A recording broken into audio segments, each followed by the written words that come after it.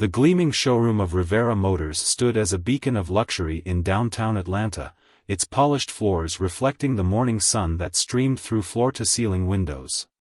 Among the pristine vehicles, Andre Thompson moved with quiet confidence, his fingers trailing along the smooth surface of a midnight blue luxury sedan.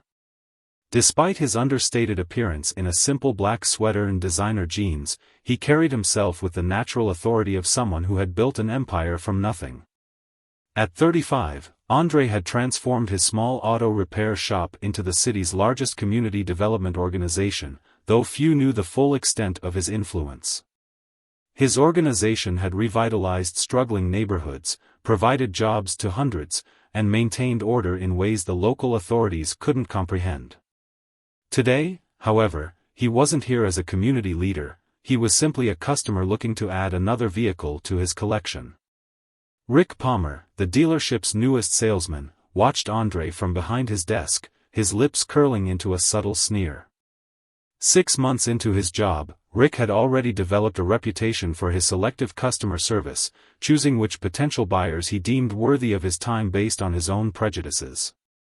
As Andre approached the desk, Rick purposefully turned to his computer screen, pretending to be engrossed in important work. "Someone will be with you shortly," he muttered without looking up, his tone dismissive. Andre raised an eyebrow, a slight smile playing at the corners of his mouth. He'd encountered this behavior before, it was nothing new. "Actually," he said smoothly, "I'm interested in the S-Class. The one with the custom interior." Rick barely glanced up. "That's a very expensive vehicle," he said, emphasis heavy on expensive. "Perhaps I could show you something more suitable?" The showroom grew quieter, as if the very air had stilled. Other salespeople who recognized Andre exchanged worried glances. The dealership's owner, Mr. Chen, was unfortunately out at a meeting, or this situation would have been handled very differently. Andre maintained his composure, years of business negotiations evident in his calm demeanor. "I'd like to see the S-Class," he repeated, his voice carrying the quiet authority that had helped him build his organization. "Unless there's some reason you think I shouldn't?" Rick stood up, his chair scraping against the floor. "Look," he said, voice dripping with condescension, "I don't want to waste either of our time. That car costs more than most people make in a year." The tension in the showroom was palpable now. A few customers had stopped browsing to watch the scene unfold. Andre's phone buzzed in his pocket, likely his assistant, Ray, who was waiting outside in their current S-Class, wondering about the delay. "I understand your concern," Andre replied, his voice steady and controlled. "But I think you'll find I'm more than qualified to make this purchase. Now, shall we discuss the vehicle, or should I take my business elsewhere?" Rick's face flushed red. Whether from embarrassment or anger was unclear, but his next action would prove to be his biggest mistake at Rivera Motors. He stepped around his desk, approaching Andre with an aggressive stance that made several onlookers gasp. "Listen here," Rick snarled, jabbing a finger toward Andre's chest. "I know your type. Coming in here, wasting my time, trying to play big shot. Why don't you just dash?" The showroom doors opened, and Mr. Chen walked in, his eyes widening as he took in the scene. He had just returned early from his meeting, and the color drained from his face as he recognized Andre. The next few moments would change the dynamics of Rivera Motors forever, though not in the way Rick could have possibly anticipated. This confrontation would spark a chain of events that would not only reshape the dealership but would ripple through the entire community, testing Andre's principles and the true meaning of power, respect, and justice in ways no one could have predicted. Mr. Chen moved through the showroom with remarkable speed, his normally calm demeanor replaced by urgent concern. "Mr. Thompson," he called out, his voice carrying across the tension-filled space. "I apologize for not being here to welcome you personally." Rick's finger was still pointed at Andre's chest, his face frozen in confusion as he watched his boss practically run across the showroom floor. The other salespeople had backed away, creating an informal circle around the scene. David, Andre acknowledged Mr. Chen warmly, deliberately using his first name. No apology necessary. Your salesman here was just explaining why I might not be qualified for certain vehicles in your showroom. Mr. Chen's face paled further. He knew Andre Thompson not just as a customer, but as the man who had helped him secure the loans to expand his dealership when traditional banks had turned him away. The man whose organization had mysteriously kept his business safe during the riots 2 years ago, when other dealerships had suffered significant losses. Rick, Mr. Chen said sharply, my office. Now. He turned to Andre, his voice softening. Mr. Thompson, please, allow me to personally show you the S-Class. We just received a new shipment with some exclusive features I believe you'll appreciate. Rick stood rooted to the spot, his mind struggling to process the sudden shift in dynamics. But sir, I was just dash. Now, Rick. Mr. Chen's voice left no room for argument. As Rick skulked toward the office, Andre raised his hand. Actually, David, if you don't mind, I'd like Mr. Palmer to continue assisting me. His voice carried a hint of amusement. I believe we were in the middle of a very educational conversation about assumptions. Outside the dealership, Ray watched the scene unfold through the glass windows. He'd already received texts from several community members who worked at nearby businesses, all asking if everything was okay. Andre's organization had eyes everywhere, not through fear or intimidation, but through genuine respect and loyalty. He'd helped countless people start businesses, send their kids to college, and escape cycles of poverty. The community protected its own. Back inside, Mr. Chen hesitated for a moment before nodding slowly. He understood the subtle power play at work. Of course, Mr. Thompson. Rick, please show Mr. Thompson our full S-Class inventory. And remember, he has unlimited access to our premium selection. Rick's face had transformed from red to an almost ghostly white as the reality of his situation began to sink in. He'd heard rumors about certain powerful figures in the city, but had dismissed them as urban legends. Now, watching the way everyone treated this man he'd just insulted, a cold feeling settled in his stomach. Right this way, sir, Rick managed to stammer, gesturing toward the luxury vehicle section. Andre smiled, but it didn't quite reach his eyes. Thank you, Rick. And please, call me Andre. I think we should get to know each other better. After all, I have a feeling we'll be seeing quite a bit of each other in the future. As they walked through the showroom, Andre's phone buzzed again. A text from Ray, Community Center meeting at 3. Kids waiting for your mentoring session. Andre smiled, this time genuinely. Despite his position, he never missed his weekly mentoring sessions with local youth. It was part of his core belief, real power came from lifting others up, not pushing them down. So, Rick, Andre said as they approached the vehicle, tell me about yourself. How long have you been in the car business? Rick stumbled through his response, his earlier arrogance replaced by nervous energy. 6 months, sir, Andre. I was in real estate before this. Real estate? Interesting. Andre ran his hand along the car's smooth exterior. I actually own quite a few properties in the city. Maybe you've heard of Thompson Community Developments? Rick's face went even paler. Everyone knew about Thompson Community Developments. They owned half the renovated buildings downtown, ran numerous community programs, and had transformed some of the city's most troubled neighborhoods into thriving communities. The name carried weight in every circle, from street level to city hall. I had no idea, Rick stammered. Most people don't, at first, Andre replied calmly. That's why assumptions can be so dangerous, Rick. They limit our vision, prevent us from seeing opportunities. He paused, turning to face the salesman directly. They can also have consequences. The word hung in the air between them, heavy with meaning but free from explicit threat. Andre wasn't a man who needed to threaten. His power came from the respect he'd earned, the lives he'd changed, and the community he'd built. Now, Andre continued, about that S-Class. I'll take it, and I'd like to discuss placing orders for our community youth program. We're expanding our driver's education initiative, and we'll need about 10 more vehicles. He smiled at Rick's shocked expression. That is, unless you think we should look for something more suitable? The irony of his earlier words being thrown back at him wasn't lost on Rick. He stood there, sales portfolio clutched in his trembling hands, realizing that his entire career, perhaps his entire future in the city, now hung in the balance. What he didn't know yet was that this moment would mark the beginning of his own transformation, though not in the way anyone might have expected. The following week, Rick sat in his apartment, staring at the business card Andre had left him. It was elegant yet simple, Andre Thompson, Community Development Director, followed by a phone number.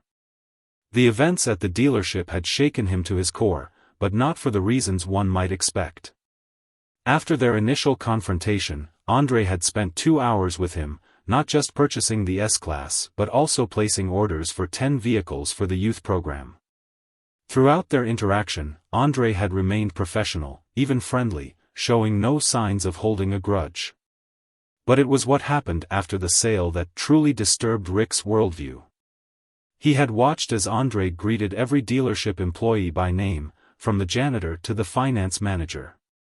Each person's face lit up when they saw him, not with fear, but with genuine respect and admiration. They shared stories about their children who attended his after-school programs, or their siblings who had found jobs through his organization's employment initiative.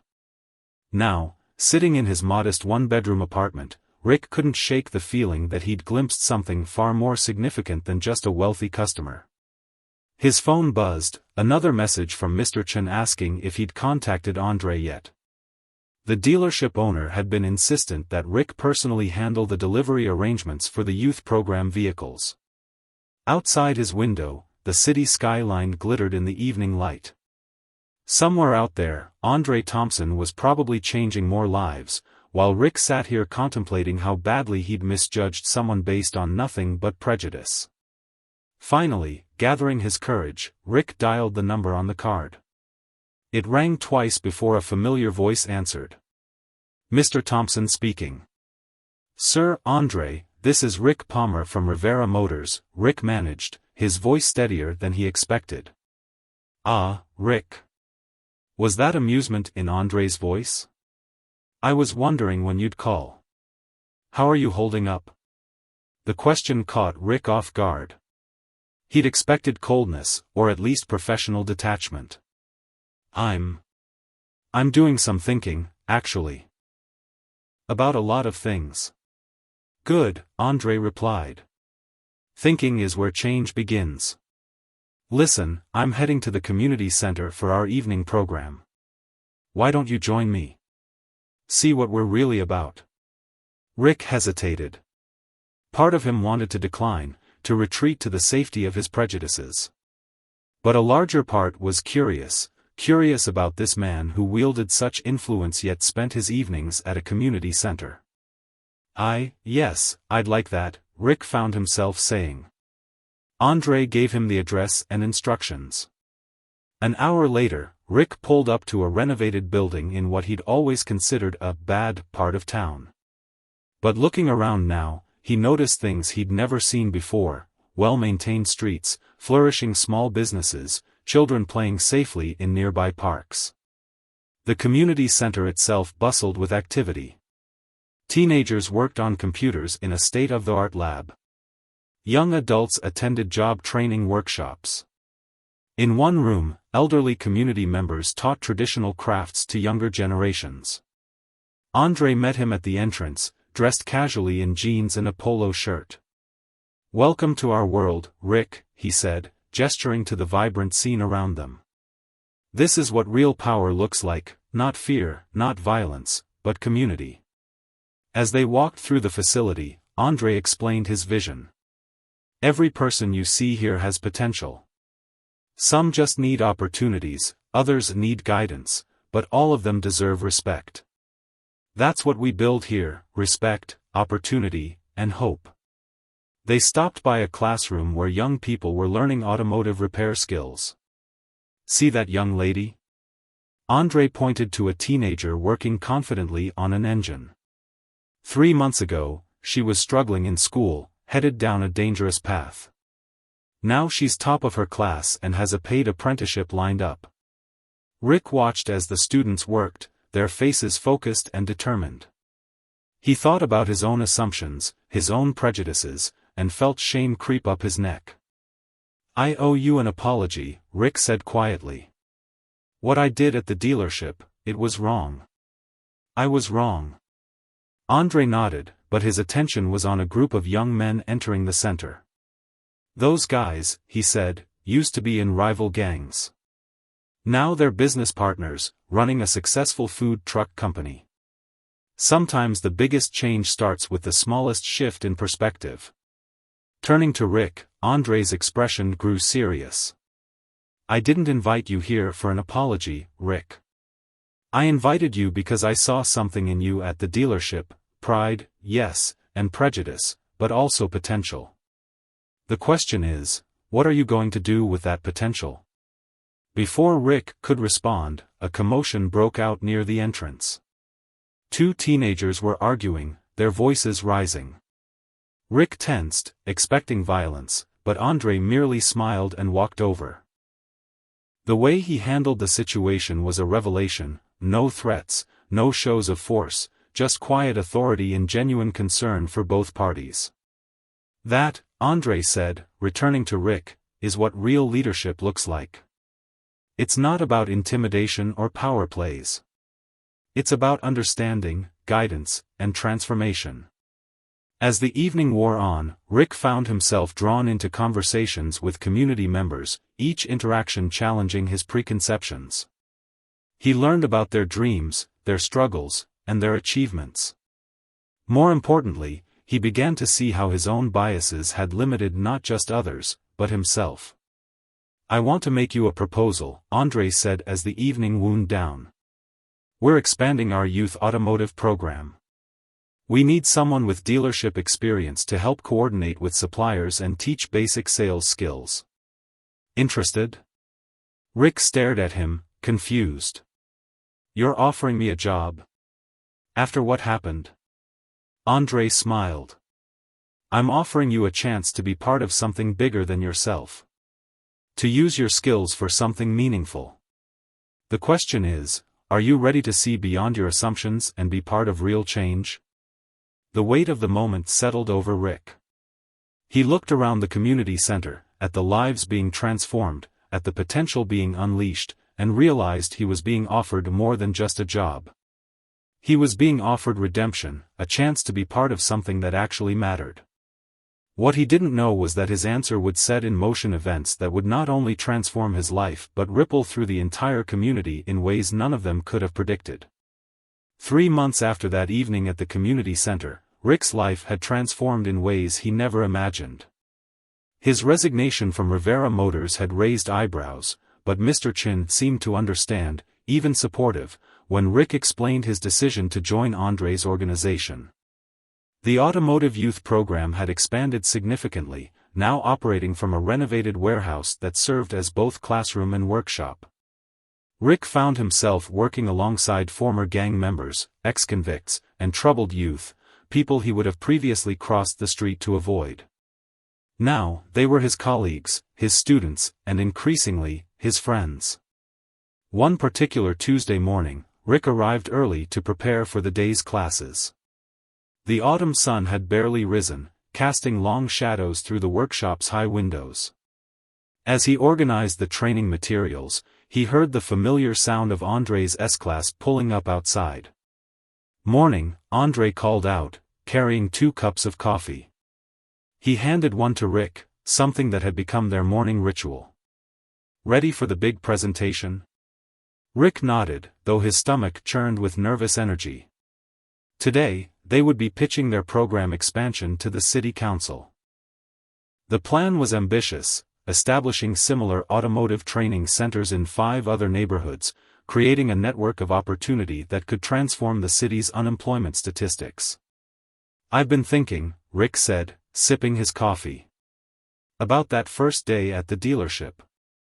How different things could have gone if you'd reacted the way most people would have." Andre leaned against a workbench, his expression thoughtful. "Violence and revenge are easy, Rick. They're what people expect. Real power is in breaking those expectations, showing there's another way." Their conversation was interrupted by the arrival of their first student of the day. Ty, a 16-year-old who'd been on the verge of dropping out before joining the program, rushed in with excitement written all over his face. "Mr. Palmer. Mr. Thompson. I got it." He waved a paper in the air, his driver's license test results. "Passed on the first try." Rick felt a surge of pride. He'd spent extra hours helping Ty study, knowing how much this meant to the young man's independence and job prospects. 3 months ago, he would never have imagined feeling such joy at a teenager's achievement, especially not one from this neighborhood. "That's excellent, Ty," Andre said warmly. "You know what this means, you're eligible for the advanced mechanic training program now." As more students filtered in, Rick observed the subtle ways Andre interacted with each one. He noticed how Andre never talked down to anyone, how he remembered details about their families, their struggles, their dreams. It was a stark contrast to the power dynamics Rick had witnessed in his previous life, where authority was maintained through fear and intimidation. Later that morning, as they prepared to leave for the city council meeting, a commotion outside caught their attention. A group of local business owners had gathered, led by Mr. Chen from the dealership. They weren't there to protest, they were there to support the program expansion. "These kids," Mr. Chen announced to the assembled crowd, "they're not just learning about cars. They're learning about life, about responsibility, about their own worth. My dealership has hired 6 graduates already, and each one has proven to be an exceptional employee." Rick watched as other business owners stepped forward, sharing similar stories. A auto parts store owner spoke about how the program had transformed her neighborhood. A body shop owner described how hiring program graduates had improved his business's reputation and quality of work. As they drove to City Hall, Rick noticed Andre smiling. "What's on your mind?" he asked. "Just thinking about ripples," Andre replied. "Every action creates them, good or bad. 3 months ago, your actions at the dealership created ripples. Now look at the ripples you're creating, helping these kids, changing perceptions, building bridges." The city council chambers were packed when they arrived. Rick recognized faces from the community center, from local businesses, from the streets he once avoided. But now he saw them differently, not as statistics or stereotypes, but as people, each with their own stories of struggle and resilience. As Rick prepared to present their proposal, he caught sight of his reflection in the chamber's wooden panels. Gone was the arrogant salesman who had tried to dismiss Andre Thompson. In his place stood someone new, someone who understood that true power came not from pushing others down, but from lifting them up. "Ladies and gentlemen of the city council," Rick began, his voice steady and confident. 3 months ago, I was a different person, working at Rivera Motors, making assumptions about people based on nothing but prejudice. Today, I stand before you as living proof that transformation is possible, that programs like ours don't just teach job skills, they change lives. He shared statistics about their success rates, about reduced crime in the area, about increased employment and business growth. But more importantly, he shared stories of kids like Ty, of former gang members now running successful businesses, of communities coming together to create change. Andre watched from his seat, his expression unreadable. But those who knew him well could see the satisfaction in his eyes. This was his real power, not in controlling people through fear or violence, but in creating opportunities for transformation, in showing people a better way. As Rick concluded his presentation, a strange feeling came over him. He realized that the story of the racist salesman and the powerful community leader hadn't ended that day at the dealership. It had only begun. And its true power lay not in revenge or retaliation, but in the possibility of change, both personal and communal. The ripples of that confrontation continued to spread, touching more lives, creating more opportunities, proving that sometimes the most powerful response to prejudice isn't force, it's the opportunity for redemption and growth. The City Council's unanimous approval of their program expansion should have been a moment of pure triumph. Instead, as Andre and Rick left City Hall, they were met with news that would test everything they'd built. A sleek black SUV pulled up alongside them, and Ray, Andre's trusted assistant, stepped out with a concerned expression. "We need to talk," he said quietly. "The Wilson Street development project is in trouble." Andre's face remained calm, but Rick had learned to read the subtle tensions in his mentor's expressions. The Wilson Street project was meant to be their biggest initiative yet, converting an abandoned factory into a massive training center with automotive workshops, classrooms, and a business incubator. "Let's discuss this at the office," Andre replied, maintaining his composure. Inside, however, his mind was already racing through possibilities and contingencies. Back at the community center, Ray laid out the situation. Their primary investor had unexpectedly pulled out, citing concerns about the neighborhood. The real reason, as they all knew, was that certain powerful figures in the city weren't happy about the changing dynamics in the communities Andre was helping. "They're saying the area's too unstable for such a large investment," Ray explained, spreading out the paperwork on Andre's desk. "But we know that's not true. Crime rates are down 60% since we started our programs." Rick listened from his corner of the office, feeling the weight of the situation. The Wilson Street project wasn't just about automotive training anymore, it had become a symbol of hope for the entire community. Local residents had already started small businesses in anticipation of the increased activity the center would bring. "What about the community fund?" Rick suggested. "The business owners we met this morning seemed eager to support our initiatives." Andre shook his head. "We're already stretching those resources thin with the current expansion. We need something bigger for this." As they discussed options, a knock at the door interrupted them. It was Ty, the young student who'd recently gotten his driver's license. But this time, his usual enthusiasm was replaced by obvious worry. "Mr. Thompson? There's something you need to see," he said, pulling out his phone. He showed them a social media post from one of the city's prominent business figures, Thomas Hartford III, explicitly calling their programs misguided charity that enabled criminal elements. Andre's expression didn't change, but his eyes hardened slightly. Hartford was known for his old money influence and his resistance to any changes in the city's power structure. He was also, not coincidentally, a major stakeholder in several failed development projects that had attempted to gentrify the neighborhoods Andre was helping. "Interesting timing," Andre mused, his voice measured. "The same day we get council approval, our funding disappears and these posts start circulating." Rick felt a familiar surge of anger, the same kind he used to misdirect at people like Andre. But now he understood the system better, saw how power really worked in the city. "They're afraid," he realized aloud. "Not of violence or crime, but of empowerment. Of people learning to stand on their own." Andre nodded, a slight smile playing at his lips. "Exactly. And that's why we're not going to fight this the way they expect. Ray, get me everything you can on Hartford's business interests.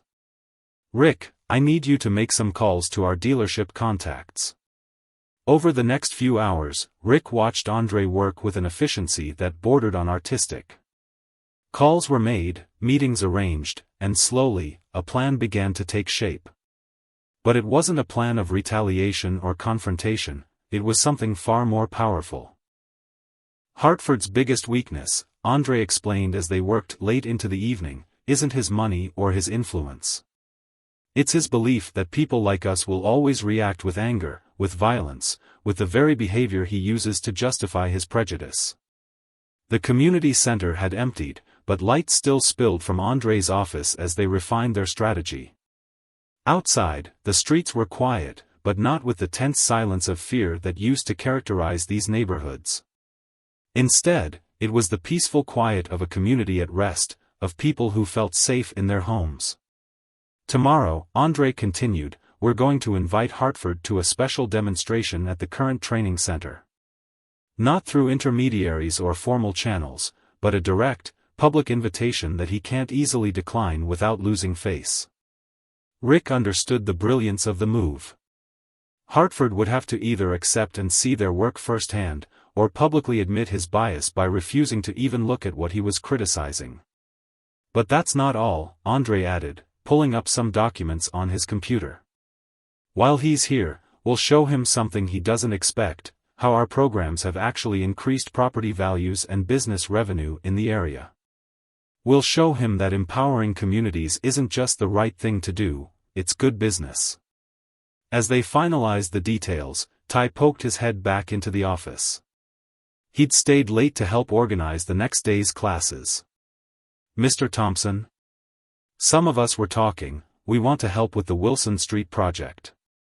We may not have money, but we've got skills now, thanks to you. Maybe that's worth something.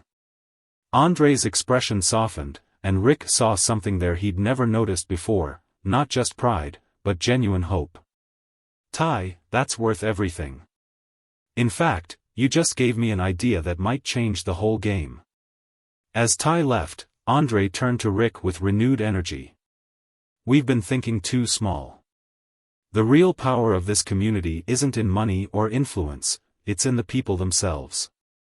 Tomorrow, we're not just going to show Hartford our programs. We're going to show him the future. Rick couldn't help but smile, remembering his own transformation. From prejudice to partnership? Exactly, Andre replied. Because that's the real victory, not defeating our opponents, but transforming them into allies. After all, he added with a meaningful look at Rick, it worked once before, didn't it? As they finally prepared to leave for the night, Rick glanced at the social media posts again. Where he once would have seen threats and conflict, he now saw opportunity, a chance to prove once again that the strongest response to prejudice wasn't force, but transformation. What none of them knew was that the next day would bring challenges none of them could have anticipated, testing not just their strategy, but the very foundations of everything they'd built. The morning of Hartford's visit dawned bright and clear, but the atmosphere inside the training center crackled with nervous energy. Students and staff moved with purpose, preparing for what everyone understood was more than just a simple demonstration, it was a chance to change the narrative about their community. Andre stood in the main workshop, watching as Ty and his fellow students meticulously cleaned tools and organized their workstations. Their pride in their space was evident in every careful movement, every thoughtful arrangement. These weren't just students anymore, they were young professionals preparing to showcase their skills. Rick arrived early, carrying a stack of financial reports and community impact studies. Hartford's office confirmed he's coming, he announced, setting down the papers. His assistant said he's allocated 30 minutes. Andre smiled. 30 minutes is all we need. He looked around the workshop, noting how the morning sun streaming through the skylights highlighted the state-of-the-art equipment and immaculate organization. Sometimes seeing is believing, Rick. Today, Mr. Hartford is going to see something that challenges everything he thinks he knows about this community. At precisely 10 a.m., a luxury car pulled up outside. Thomas Hartford III stepped out, his expensive suit and carefully cultivated appearance marking him as someone who believed in the power of first impressions. His expression as he entered the center was one of carefully masked disdain. Mr. Thompson, Hartford said, extending his hand with practiced politeness. I must admit, your invitation was unexpected. Thank you for coming, Mr. Hartford, Andre replied warmly, accepting the handshake. I believe unexpected things often lead to the most valuable insights. As they began the tour, Hartford maintained a professional demeanor, but his subtle reactions, a raised eyebrow here, a slight frown there, revealed his growing confusion. The facility wasn't what he'd expected. Instead of the chaos he'd imagined, he found order. Instead of failure, he saw success. Ty and his fellow students demonstrated their skills, walking Hartford through complex diagnostic procedures and repair techniques. Their knowledge and professionalism were undeniable, and even Hartford couldn't hide his surprise when Ty expertly explained the intricacies of modern hybrid engine systems. These young people, Andre explained as they watched the demonstrations, aren't just learning trades. They're becoming entrepreneurs, community leaders, agents of positive change. And that brings me to the real reason for your visit. They moved to a conference room where Rick had prepared their presentation. The walls were covered with charts, graphs, and photographs showing the community's transformation. But it was the financial projections that caught Hartford's attention. As you can see, Rick explained, pointing to the data, property values in areas surrounding our centers have increased by an average of 40% over 3 years. Local businesses report revenue growth of 25 to 35%. And this isn't gentrification pushing people out, it's community empowerment lifting people up. Hartford studied the numbers with growing interest. As a businessman, he couldn't ignore the potential implications. These returns are impressive, he admitted. But the Wilson Street project, the scale of investment required, is significant, Andre finished for him. But so is the opportunity. Mr. Hartford, we're not asking for charity. We're offering you a chance to be part of something that's both profitable and transformative. What happened next surprised everyone in the room. Hartford walked to the window, looking out at the bustling street below. You know, he said slowly, my grandfather built his first shop on Wilson Street, back when it was the industrial heart of the city. He always said the strength of a community wasn't in its buildings, but in its people. Andre and Rick exchanged glances. This wasn't the response they'd expected. Over the years, Hartford continued, we lost sight of that. We started seeing buildings as assets and communities as obstacles. He turned back to face them. Your invitation today, it reminded me of something my grandfather used to say, the best investment you can make is in people's potential. The mood in the room shifted subtly. Hartford wasn't just listening anymore, he was engaging, questioning, thinking. He asked about their training programs, their success rates, their long-term vision. Each answer seemed to chip away at his preconceptions. As the tour concluded, well past the allocated 30 minutes, Hartford paused at the entrance. Mr. Thompson, I believe I owe you and this community an apology. My social media posts were misguided. And perhaps we should discuss the Wilson Street project in more detail. Andre smiled.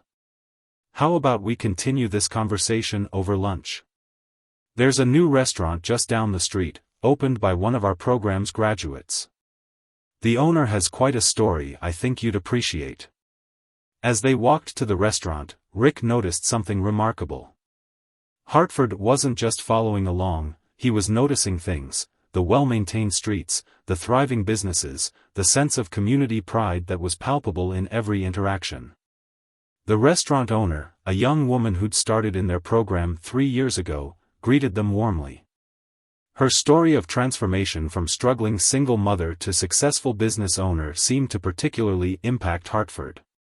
You know, Hartford said as they finished their meal, I came here today expecting to confirm my beliefs about this community. Instead, I'm leaving with my beliefs thoroughly challenged. Mr. Thompson, I think it's time we had a serious discussion about partnership, not just for the Wilson Street project, but for the future of this city. As they watched Hartford's car pull away later that afternoon, Rick turned to Andre. You knew this would happen, didn't you? Not just changing his mind about the project, but changing his perspective entirely. Andre smiled. Sometimes, Rick, the most powerful way to fight prejudice isn't through confrontation, but through revelation. We didn't just show him a successful program today, we showed him the truth about human potential, about community, about the power of opportunity. And that's something that can change even the most deeply held beliefs. What they didn't know was that this day would mark not just a turning point for their project, but the beginning of a much larger transformation that would ripple through the entire city. The partnership between Andre's organization and Hartford's resources would soon create opportunities that neither of them could have imagined alone. 6 months after Hartford's visit, the Wilson Street project had become something far greater than anyone had initially imagined. The abandoned factory wasn't just being renovated, it was being transformed into what local papers were calling the Future Hub, a comprehensive community development center that would change the face of the city. On a crisp autumn morning, Andre stood with Rick on the construction site, watching as crews worked on different sections of the massive building. The Automotive Training Center now occupied only one wing, the rest had expanded to include technology labs, business incubation spaces, and even a childcare center for working parents. "Remember when we thought we might lose this project entirely?" Rick mused, reviewing the latest progress reports on his tablet. "Now look at it." Andre nodded, his expression thoughtful. "Sometimes the biggest obstacles lead to the greatest opportunities." Hartford's investment didn't just save the project, it helped us reimagine what was possible. The partnership between Andre's organization and Hartford Industries had indeed evolved into something unprecedented. Thomas Hartford III had done more than just provide funding, he'd become a true advocate for community-based development, using his influence to bring other business leaders on board. Inside the partially completed building, Ty was leading a tour for a group of potential corporate partners. He'd recently been promoted to head instructor for the automotive program, and his transformation from student to leader perfectly embodied the project's mission. In this section, Ty explained to the visitors, gesturing to a newly installed workshop, "We'll be training students on electric and hybrid vehicle maintenance. We're already partnering with 5 major manufacturers who've committed to hiring our graduates." Rick watched the tour with pride, remembering his own journey from prejudiced salesman to community advocate. He caught snippets of Ty's presentation, words like sustainable development, community ownership, and economic empowerment flowing naturally from the young man who, less than a year ago, had been on the verge of dropping out of school. Later that afternoon, Andre called a meeting in their temporary office, set up in a converted shipping container at the construction site. The room was crowded with team leaders, including Hartford, who had made it a point to be personally involved in the project's development. "We're ahead of schedule and under budget," Hartford announced, reviewing the financial reports. "But more importantly, the community engagement numbers are exceeding all expectations. We've had over 300 applications for the first training cohort." Andre smiled, but his mind was already moving forward. "That's good, but we need to think bigger. The success here is creating ripples. Other cities are taking notice." He pulled up a map on the large screen, showing similar communities across the country. "We're getting calls from community leaders in 5 different states, asking how they can replicate our model." Rick leaned forward, understanding dawning on his face. "You're thinking about expansion? Beyond the city?" "More than that," Andre replied. "We're thinking about creating a blueprint for community transformation. The Wilson Street project isn't just about one neighborhood anymore, it's becoming a model for change." Hartford nodded, his businessman's mind already calculating possibilities. "My contacts in the manufacturing sector are interested. They're seeing the value of community-based training and development. This could be the beginning of a national initiative." As they discussed the possibilities, Ray entered with breaking news. The city council had just unanimously approved a resolution to designate their area as an innovation district, providing tax incentives and additional funding for community development projects. "It's not just about the money," Andre explained to the group. "This designation legitimizes what we've been saying all along, that community empowerment and economic development go hand in hand." The meeting continued into the evening, with plans growing more ambitious by the hour. But amidst the excitement, André made sure to keep the focus on the community itself. Every proposal, every expansion plan, had to answer one crucial question: how would it benefit the people they served? As the sun set, casting long shadows through the construction site, André and Rick took one last walk through the building.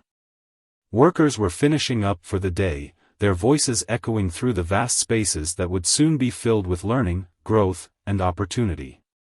"You know what I realized?" Rick said, pausing by a window that overlooked the neighborhood.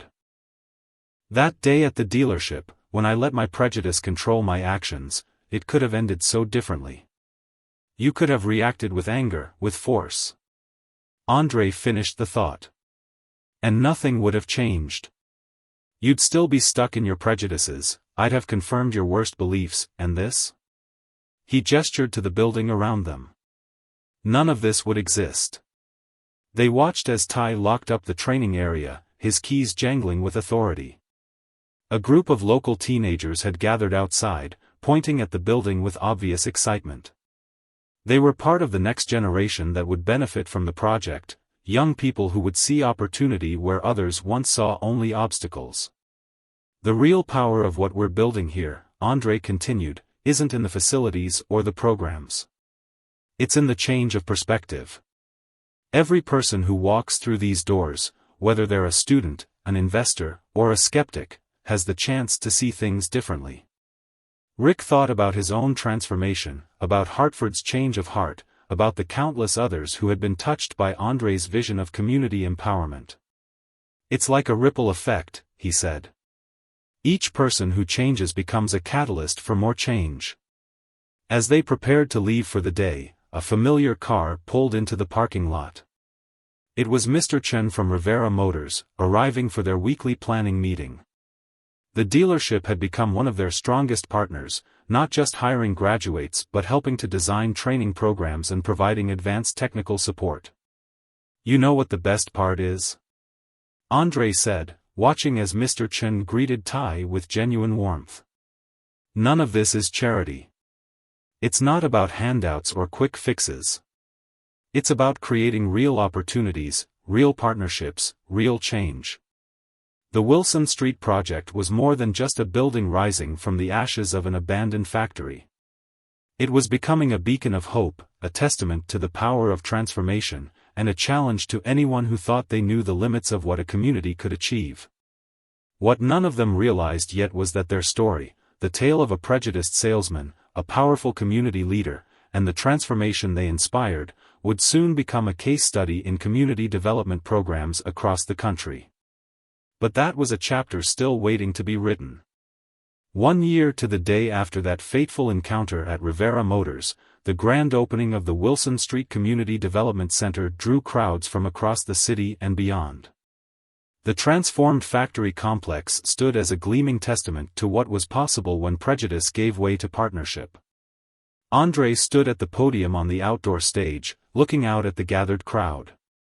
In the front row sat Rick, Hartford, Mr. Chen, and Ty, each representing a different thread in the tapestry of transformation that had changed not just their lives, but the entire community. "A year ago," André began, his voice carrying across the hushed audience, "this project seemed impossible. Not because we lacked resources or talent, but because too many people couldn't see past their preconceptions about our community. Today, we're not just opening a building, we're opening minds." The center had already exceeded its initial goals. The automotive program had a waiting list 300 names long. The business incubator had launched 20 new local enterprises. The technology lab was partnering with major tech companies for apprenticeship programs. But more importantly, the center had become a model for community transformation that was attracting attention nationwide. After the ceremony, as people toured the facility, Rick found himself in the automotive workshop where it had all begun. A group of students was demonstrating the latest diagnostic equipment to visitors, their confidence and expertise evident in every movement. "Quite a change from selling luxury cars, isn't it?" André said, joining him. Rick smiled, watching as Ty guided a group of corporate executives through a demonstration. You know, I've been thinking about that day at the dealership. About how one moment of prejudice led to all of this. That's because you were willing to change, Andre replied. Not everyone is. Some people hold on to their prejudices no matter what evidence they see to the contrary. They walked through the bustling corridors, passing the childcare center where working parents could leave their kids, the computer lab where seniors were learning digital skills from teenage tutors, and the community cafe run by program graduates. Hartford caught up with them near the business incubator space. The governor's office called, he announced. They want to use our model as a template for a statewide initiative. 10 more centers in different cities over the next 5 years. Andre nodded, unsurprised. The success of their project had become impossible to ignore. Crime rates in the area had dropped by 70%. Employment was up. Property values had increased without forcing out long-time residents. Local businesses were thriving. But that's not even the best news, Hartford continued. Remember those corporate partners who visited last month? They've created a fund to replicate our model in 5 other states. They're calling it the Community Transformation Initiative. As they discussed the implications, Ray approached with an elderly gentleman, the former owner of the factory that had become the center. The man's eyes were wet with tears as he looked around. I closed this place 15 years ago, he said, his voice thick with emotion. Thought it was the end of an era. Never imagined it could become something like this. You've given this old building a new purpose, a new life. Later that evening, after most of the crowds had gone, a small group gathered in Andre's office. Rick, Hartford, Mr. Chen, Ty, and several other key members of their team sat around the conference table, reflecting on their journey. You know what's remarkable? Mr. Chen said, looking around the room. A year ago, none of us would have been sitting together like this. We all had our own prejudices, our own assumptions about each other. Hartford nodded. I was so focused on property values and investment returns that I couldn't see the real value, the human potential in this community. Ty, who had recently been appointed to the center's board of directors, spoke up.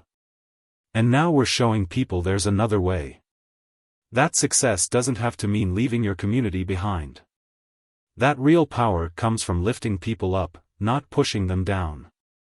Rick looked at Andre, who had been quietly listening. You knew this would happen, didn't you? Not just the center's success, but how it would change people's perspectives. Andre smiled. I hoped. But it took all of us, your willingness to change, Hartford's willingness to listen, Ty's dedication to learn and lead, Mr. Chen's partnership, and countless others who believed in this vision. As the evening wound down, they walked through the quiet building one last time. The classrooms and workshops that had been buzzing with activity all day were peaceful now, but there was a sense of potential in the air, of lives waiting to be transformed, of barriers waiting to be broken. Tomorrow, Andre said, new students will walk through these doors. Some of them will be carrying the weight of other people's prejudices. Some will be fighting their own preconceptions. But they'll find something here that many of them have never had before, opportunity. Rick thought about his own journey, from a prejudiced salesman to a champion of community development. It's not just about second chances, he realized. It's about seeing people for who they can become, not who we assume they are. As they reached the main entrance, Andre paused. Through the glass doors, they could see the city skyline in the distance. You see that? He said, pointing to the lights. Every one of those lights represents a story, a life, a possibility. Our work here isn't just about this building or this community, it's about changing the story people tell themselves about what's possible. The security guard, a graduate of their first training program, smiled as he locked up behind them. In the parking lot, they could see some of the students' cars, including several that had been repaired as class projects, turning what others saw as junk into reliable transportation. That's what we really do here, Andre concluded. We help people see value where others see problems. We turn obstacles into opportunities. And most importantly, we show that the strongest response to prejudice isn't force or anger, it's transformation. As they prepared to leave, a group of young people walked past, heading home from the evening computer classes. They waved to Andre and Rick, their faces full of hope and determination. In their eyes, you could see the future, not just of this community, but of a new way of thinking about power, prejudice, and possibility. The story that began with a confrontation at a car dealership had become something much larger, a testament to the power of transformation, a blueprint for community development, and a reminder that sometimes the greatest changes start with a single moment of understanding. And somewhere in the city, another story of prejudice and possibility was waiting to unfold, another opportunity for transformation waiting to be seized. But now, thanks to what had happened here, there was a path forward, a model to follow, and hope for a future where understanding would triumph over assumption, and opportunity would overcome prejudice.